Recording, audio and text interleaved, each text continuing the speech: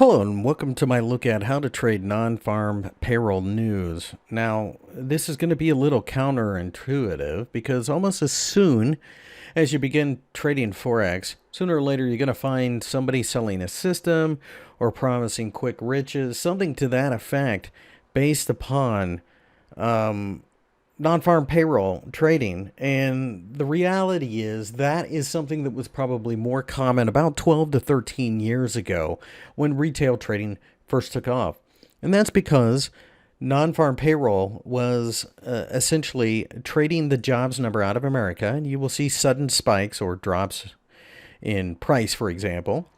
And the most common one is the euro dollar that people trade, and that's because the pip spread can be really tight. Maybe it's 0.2 pips or something like that. But what'll happen is at one point everybody had fixed spreads. So as a retailer, you could come in and kind of take advantage of the fact it might jump 30 pips and you get a quick profit. Of course, it works in both directions, and you should never forget that. You could just as easily lose your money. Well, after a while, what happened was then variable spreads began to become a little bit more common. And back then, the pip spread for euro actually was a little closer to 2 most of the time, believe it or not. But then you get variable spread. So this variable spread would widen out during the announcement and right before it. So it might be a 15-point spread. A lot of retail traders cried foul, but if you think about it, it makes perfect sense. Now, as somebody who's worked in the prop trading industry, in other words, I've traded other people's money for a shop, I can tell you that most prop shops will not allow you to trade within a few minutes of the non-farm payroll. And there's a reason for that, because the way of market works. If you have varying prices, say you have a price ladder of 1, 2, 3, and I should probably do it the other way. 5, 4, 3, 2, 1. Value of whatever that asset is. And if you want to jump in and you want to buy at 2, say that's where you bid, you want to buy whatever this is at $2 or 2 euros or whatever.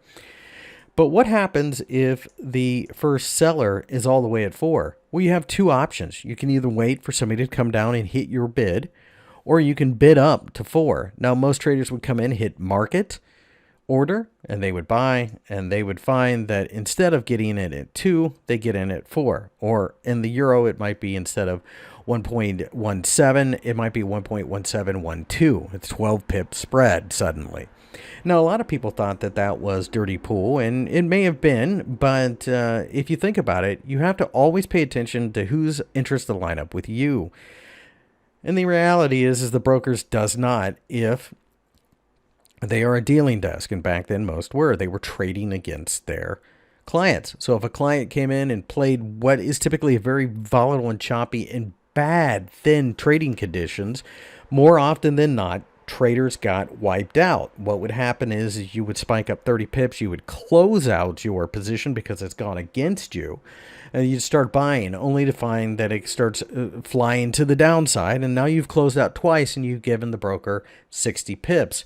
The emotions come in, you get angry, you want a revenge trade, then you throw on a third trade, and you can see where this leads. This leads to you basically writing the broker a check for the value of your account.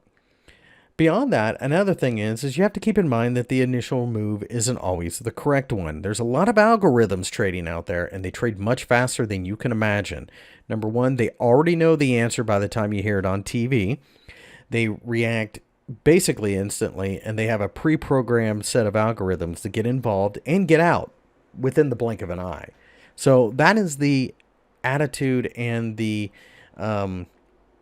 scenario you find yourself in. So truthfully, there's only one time that you can trade non-farm payroll that makes any sense whatsoever, and that is if you get a sudden change in the attitude of the marketplace and a sudden shift against sentiment. So for example, if you find that the jobs number comes out much worse, in this case, a gap down drastically, then, or much better in this case, because it went in favor of the dollar, then yes, that makes sense. So for example, if they're expecting, In this case, this was a good jobs number. So let's say that they were only expecting 15,000 jobs out of the U.S. and it's 210. Well, then it makes sense that the market's going to run towards the United States. But unless it's a complete blowout number like that, trading non-farm payroll is essentially a fool's errand, and professionals just don't do it. In fact, most professionals I know don't even trade that entire day.